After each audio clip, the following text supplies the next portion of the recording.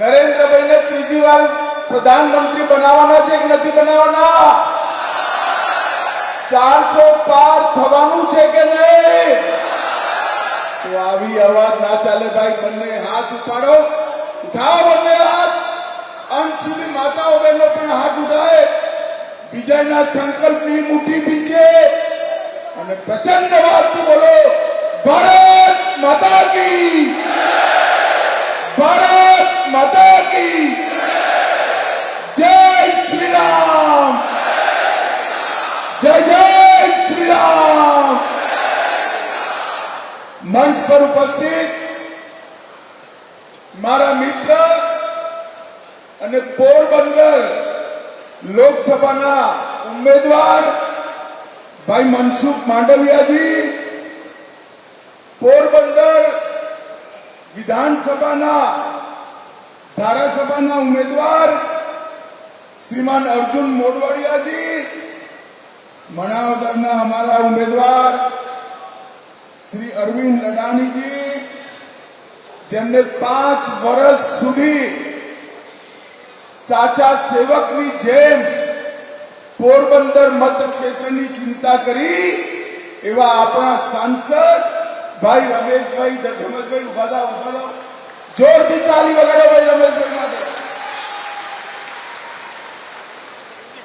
વિઠ્ઠલભાઈના સહકાર અને સેવા બંને વારસાને જે આગળ વધારે છે એવા શ્રી જયેશ રાદડિયાજી, ઇફકોના ચેરમેન અને વરિષ્ઠ નેતા દિલીપભાઈ સાંગાણીજી, શ્રી અલ્પેશ ઢોલરિયાજી, ધવલ દવે, મહેન્દ્રભાઈ પાડલિયા, અમારા પ્રદેશના નેતા ભરતભાઈ બોગરા, દેવાભાઈ માલમ, કિરીટભાઈ પટેલ, રમેશભાઈ ઓડેદરા,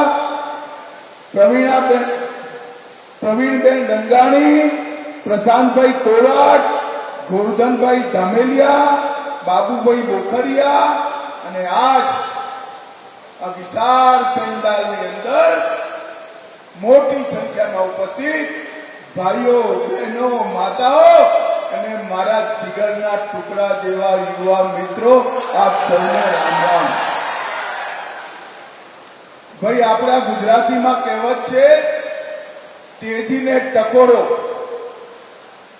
સાંજમાં સમજે એવી જનતા, સૌરાષ્ટ્રની જનતા. મને ખબર નથી પડતી મનસુખભાઈએ આવડી મોટી સભા શું કામ કરી છે, પરંતુ જ્યારે હું આવ્યો છું ત્યારે સૌથી પહેલા ખોડલધામ, જલારામ બાપાનું સ્થાન, બિલેશ્વર મંદિર, હર્ષલ માતા મંદિર, વચરાજ દાદા, સૌને પ્રણામ કરી મારી વાતની શરૂઆત કરવા માંગુ છું. ભાઈઓ और બહેનો, પોરબંદરની ભૂમિ પર સમગ્ર દેશ અને દુનિયાને જેમને નવો રસ્તો ચીંધ્યો એ આપણા રાષ્ટ્રપિતા મહાત્મા ગાંધીને પણ પ્રણામ કરીને મારી વાતની શરૂઆત.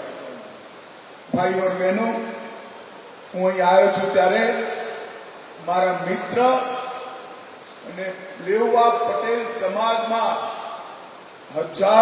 હજારો બહેનોને ભણવાની વ્યવસ્થા કરી, સહકારિતાના ક્ષેત્રમાં જેમણે નવી ક્રાંતિનું સૃજન કર્યું અને પોતાનું પૂરું જીવન ખેડૂતો માટે, ખેડૂતોની દીકરીઓ માટે અને ખેતર માટે જેમને સમર્પિત કર્યું એવા મારા મિત્ર વિઠ્ઠલ રાદડિયાને મનથી હું શ્રદ્ધાંજલિ આપું.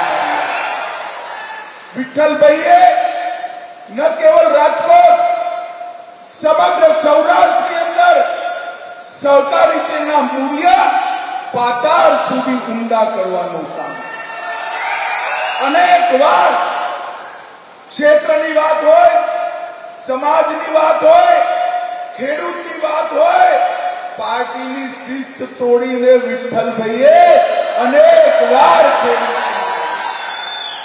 વિઠ્ઠલભાઈના કારણે આ સમગ્ર પંથકમાં સહકારી આંદોલનને એક નવું જીવન મળ્યું છે. ભાઈઓ और બહેનો, અહીંયા હું આજે લોકસભા ક્ષેત્રના ચૂંટણી પ્રચાર માટે પૂર્વ, પશ્ચિમ, ઉત્તર, દક્ષિણ અત્યાર સુધી 239 લોકસભા ક્ષેત્રોમાં જતા જતા જતા જતા આજે પોરબંદર આવ્યો.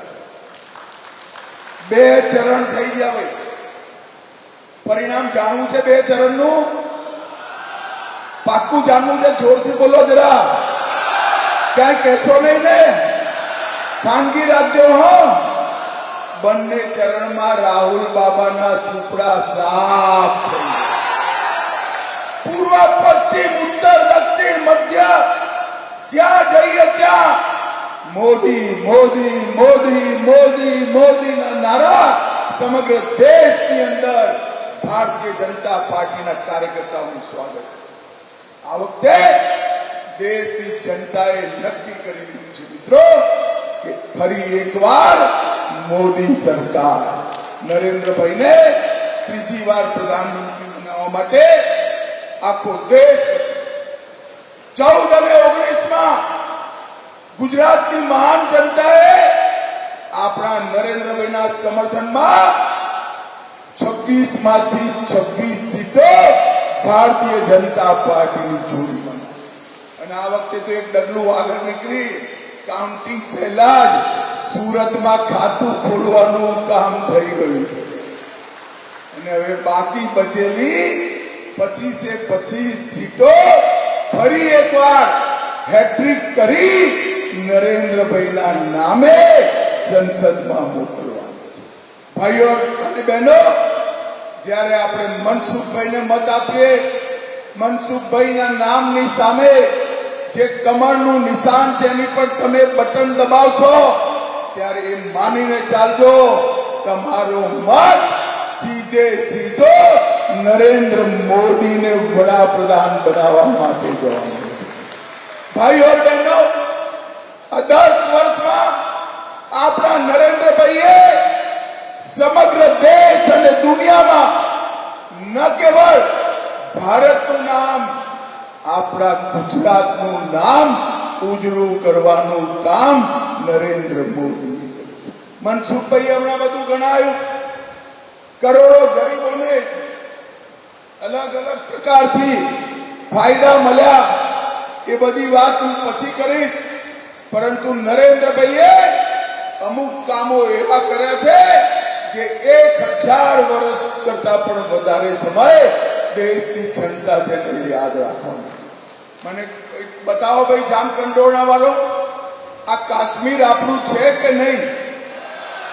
અરે જોરથી બોલો, કાશ્મીર આપણું છે કે નહીં? આ કોંગ્રેસના અધ્યક્ષ શ્રીમાન ખડગેજી કે રાજસ્થાન ગુજરાત વાળાને કાશ્મીર જોડે શું લેવા? અરે ખડગે સાહેબ, ઉંમર 80 પાર થઈ, તમે આ દેશને હજી ઓળખી નથી શક્યા. મારા જામકંડોરણાનો એક છોકરો કાશ્મીર માટે પોતાનો જીવ આપવા માટે તૈયાર છે. ભાઈઓ, મને બતાવો પોરબંદર વાળો, ધારા 370 370મી કલમ હટવી જોઈતી હતી કે નથી હટવી જોઈતી?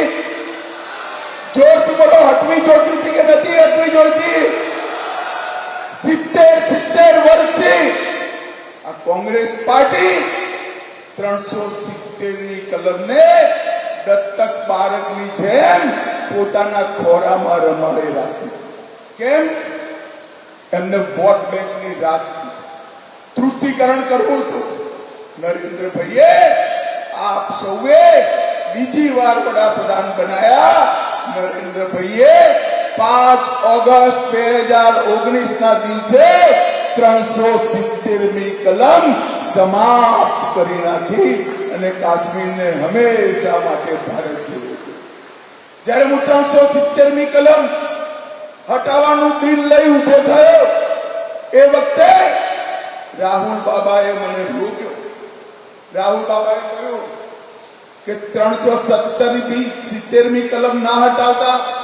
મેં પૂછ્યું કેમ ભાઈ? એમને કહ્યું કાશ્મીરમાં લોહીની નદીઓ હોય, અરે રાહુલ બાબા, 5 વર્ષ થયા, 5 વર્ષ. નરેન્દ્ર મોદી સરકાર છે.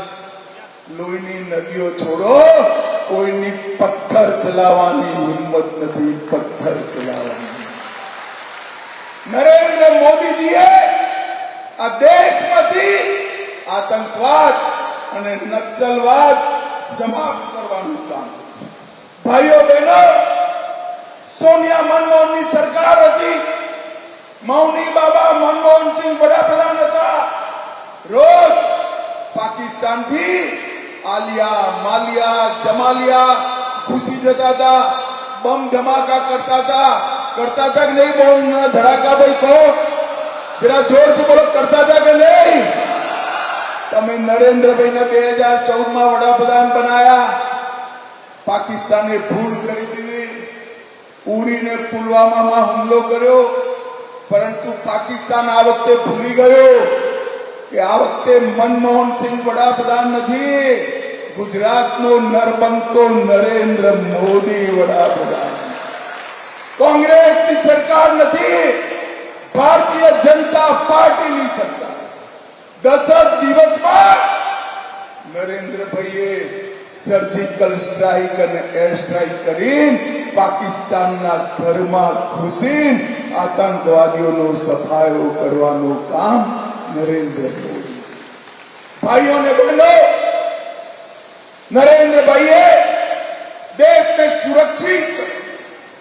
નરેન્દ્રભાઈએ દેશને સમૃદ્ધ કર્યો. કોંગ્રેસ પાર્ટી 10 વર્ષથી દેશના અર્થતંત્રને 11મા નંબર પર છોડીને ગઈ હતી. નરેન્દ્રભાઈએ 10 જ વર્ષમાં 11મા નંબરથી 5મા નંબર પર લાવવાનું કામ નરેન્દ્ર મોદીજીએ કર્યું છે. અને હું તમને ગેરંટી આપવા આવ્યો છું.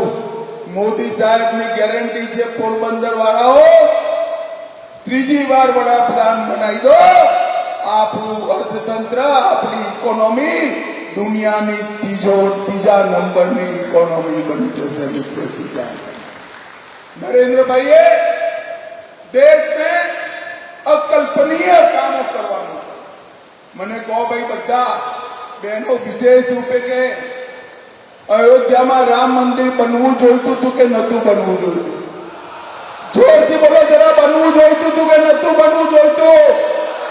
70 વર્ષથી વોટ બેંકની લાલચમાં આ કોંગ્રેસ પાર્ટી અયોધ્યાના મુદ્દાને લટકાવી રાખ્યો, ભટકાવતા રહ્યા, અટકાવતા રહ્યા. નરેન્દ્રભાઈને બીજી વાર તમે વડાપ્રધાન બનાયા. 5 જ વર્ષમાં કેસ પણ જીત્યો, ભૂમિપૂજને કર્યું અને 22 જાન્યુઆરીએ પ્રાણ પ્રતિષ્ઠા કરી. જય શ્રી રામ.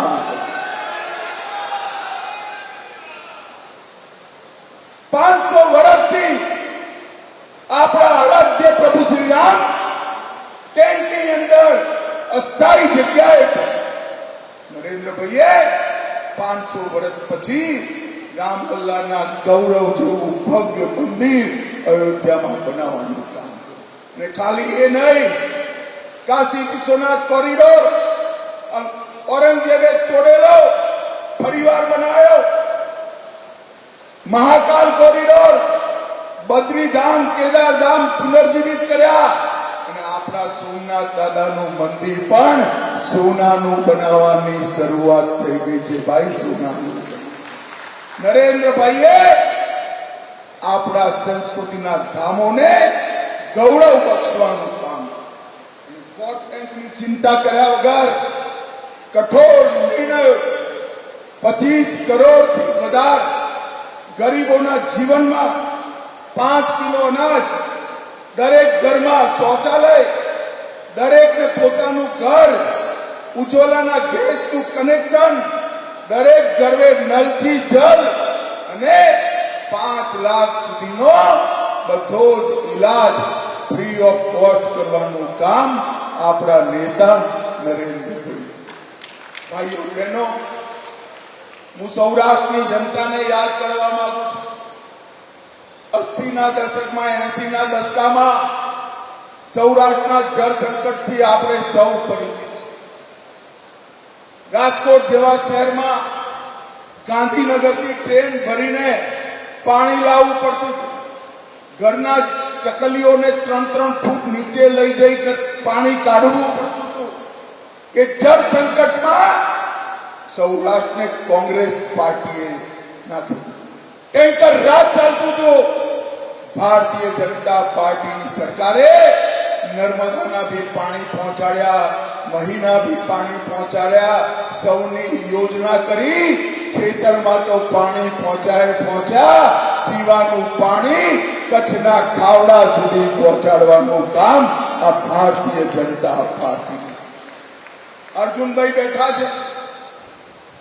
હું ગુજરાતનો ગૃહમંત્રી બન્યો ત્યારે પોરબંદરની જેલ બંધ કરી દીધી. કોંગ્રેસ પાર્ટીએ પોરબંદરની જેલ બંધ કરી હતી. 2001માં નરેન્દ્રભાઈએ પોરબંદરની જેલ ચાલુ. પોરબંદર શરૂ થાય ત્યાં બોર્ડ લગાવ્યું હતું, કાયદો ને વ્યવસ્થાની હદ અહીંયા પૂરી થાય છે, અહીંથી પોરબંદરની હદ ચાલુ થાય છે. એ સૌરાષ્ટ્ર જ્યાં ગુંડાગીરી, દાદાગીરી, અપહરણ અનેક પ્રકારના કામો ચાલતા હતા, નરેન્દ્રભાઈએ ત્યાં સરહદી સુરક્ષાની વાત કરી. આપણો દરિયાકાંઠો મજબૂત કર્યો, સૌરાષ્ટ્રને સુરક્ષિત કર્યો, ગુજરાતને સુરક્ષિત કર્યો અને એના પરિણામે સમગ્ર સૌરાષ્ટ્રની અંદર ખેતી, ઉદ્યોગ, ધંધા ફલ્યા ફૂલ્યા અને સંપત્તિ લાવી. ભાઈઓ બહેનો, આ કોંગ્રેસ પાર્ટી એના રાજમાં ગામમાં 8 કલાકથી વધારે વીજળી નથી મળતી. યાદ છે કે નહીં ભાઈ બધાને? 8 કલાક વીજળી મળતી હતી. નરેન્દ્રભાઈ આયા પછી જ્યોતિ ગ્રામ યોજના લાયા અને ગામડામાં 24 કલાક વીજળી આપવાની શરૂઆત નરેન્દ્રભાઈ. રોડ, રસ્તા, ચેકડેમો, નહેરો, 24 કલાક વીજળી, ઉદ્યોગના કારખાના, સમગ્ર સૌરાષ્ટ્ર ધમધમતું કરવાનું કામ આપણા નરેન્દ્રભાઈ. પોરબંદર વાળા એક મહત્વની વાત કહેવાયો છે. હું દેશમાં જ્યાં જ્યાં જઉં ભાષણ કરવા, નીચે કાર્યકર્તા ઉભા હોય, બધા કે સાહેબ અમારે એમપી ને આ વખતે મંત્રી બનાવજો, અમારા મત ક્ષેત્રનું સારું થાય. બધા જ કાર્યકર્તાઓ કહે. પણ પોરબંદર વાળાનો તો બને બનાયેલો મંત્રી નરેન્દ્રભાઈએ મોકલેલો. આ મનસુખભાઈની જોડે મેં કોરોના કાળમાં કામ કર્યું. એટલા કપરા સમયમાં જરાય ગભરાયા વગર, ઉશ્કેરાયા વગર, શાંત મગજે 130 કરોડ લોકોના વેક્સિનેશનનો કાર્યક્રમ અને એ પછી સમગ્ર દેશના સ્વાસ્થ્ય ક્ષેત્રનું ઉત્થાન. કોંગ્રેસ હતી ત્યારે 7 એમ્સ હતી, આજે 22 એમ્સ છે. 51,000 ડાક્ટરો બનતા હતા, આજે 1,10,000 ડાક્ટરો દરેક વર્ષે બહાર આવે છે. મિત્રો, આ પરિવર્તન નરેન્દ્રભાઈએ.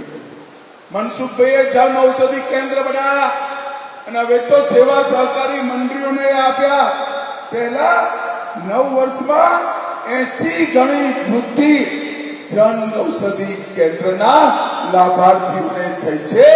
20% ભાવે બધી જીવન ઉપયોગી દવાઓ આજે નરેન્દ્રભાઈની યોજનાના લીધે મળે છે.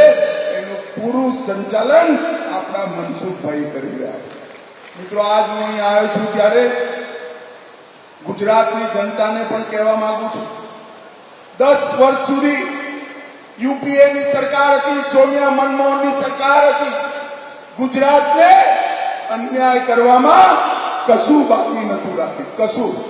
અને ભારતીય જનતા પાર્ટીએ 10 વર્ષમાં નરેન્દ્રભાઈએ ગુજરાતના નર્મદાથી માંડી બધા પ્રશ્નો હલ કર્યા.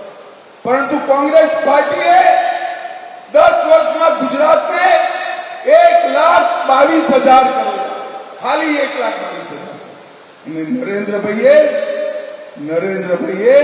5,95,000 કરોડ રૂપિયા આપણા ગુજરાતને આપવાના. અને કોંગ્રેસ પાર્ટીએ જવાહરલાલ નહેરુ, ઇન્દિરા ગાંધી, રાજીવ ગાંધી એમના સિવાય જાણે કોઈ નેતા જ નથી. મહાત્મા ગાંધીને ભૂલાઈ દીધા અને સરદાર સાહેબનું તો નામો નિશાન સમાપ્ત કરી નાખ્યું. નરેન્દ્રભાઈએ કેવડિયા કોલોનીમાં ગગનચુંબી સરદાર સાહેબનું પૂતળું બનાવી સમગ્ર દુનિયામાં સરદાર સાહેબનું નામ અમર. સરદાર પટેલને દેશની જનતાના મનમાં જેનું સન્માન છે એ સન્માનને અનુરૂપ સ્મારક બનાવવાનું કામ આપણા નેતા નરેન્દ્રભાઈ. ભાઈઓ બહેનો, મારે લાંબી વાત નથી, હું એટલી જ વાત કરવા આવ્યો છું. હજારો વર્ષથી આપણે ભારત દુનિયામાં સૌથી મહાન હતું એ વાત સાંભળી. નરેન્દ્રભાઈએ એ સંકલ્પ, નરેન્દ્રભાઈએ આજે દુનિયામાં ભારતનું સન્માન વધાર્યું અને પૂરા દેશની સામે એક સંકલ્પ કે 2047માં વિકસિત ભારત બનાવવાનો સંકલ્પ.